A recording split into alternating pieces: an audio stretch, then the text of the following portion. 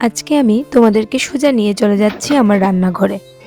এটা আমার ছোট্ট একটা রান্নাঘর। এই রান্নাঘরে আমি খুব কমই রান্না করি। আজকে সকালে অনেকদিন পরে এই রান্নাঘরে রান্না করলাম। আমাদের যে মেন রান্নাঘরটা, সেখানে গিয়ে দেখলাম বেশ অনেক রকমের রান্না হচ্ছে। তাই ভাবলাম আজকে রান্নাটা উপরেই বসিয়ে দিই। আর আমি আর আমার হাজবেন্ড মিলে ঠিক করেছি ইদানিং একটু হেলদি খাওয়া দাওয়া করব। দুজনেরই অনেকটা ওয়েট গেইন হয়েছে। আজকে যে রান্নাটা করেছি না, সেটা না আমি গতকালকেই মনে মনে ঠিক করে রেখেছিলাম। তাই সকালে ঘুম থেকে উঠে কি রান্না করব সেটা নিয়ে না আমাকে আর চিন্তা করতে হয়নি। যেহেতু আজকে রান্নাটা ইন্ডাকশনে করেছি, তাই মাঝখানে একটু কারেন্ট চলে যাওয়াতে একটু অসুবিধা হয়ে গিয়েছিল। আজকে আমি ওটস আর সুজি দিয়ে ইডলি বানিয়েছিলাম, আর তার সাথে দিয়েছি একটা গাজর কুচি।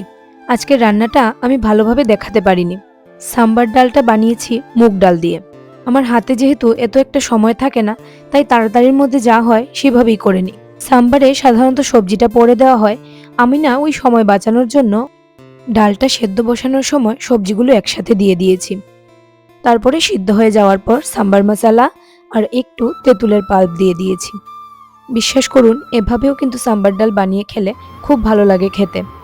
আমি কিন্তু একটু গুঁড়ো এড করেছি টেস্টটা ব্যালেন্স করার জন্য। ডালটাকে ফোড়ন দিতে ব্যবহার করেছি সর্ষের তেল, তার মধ্যে দুটো শুকনো লঙ্কা, কারি পাতা, আদা, আর তারপরে দিয়েছি লাল সর্ষে। ভালো করে ভেজে নিয়ে তারপরে ডালটাকে দিয়ে দিয়েছি। বিশ্বাস করুন, ডালটা কিন্তু ভীষণ ভালো লেগেছিল খেতে। এই ডালটা কিন্তু আমার মেয়েকেও খাইয়েছি। ডালটা বানিয়ে তারপরে ইডলিগুলো বসিয়ে দিলাম। ইডলিগুলো বসানোর সময় না একটু ভয়ই কাজ করছিল, কারণ প্রথমবার বানাচ্ছি তো একটু টেনশন কাজ করছিল হবে কি হবে না। তার উপরে আবার অফিস টাইম, যদি না হয় তখন হাতে আর কোনো সময়ও নেই অন্য কোনো টিফিন বানানোর।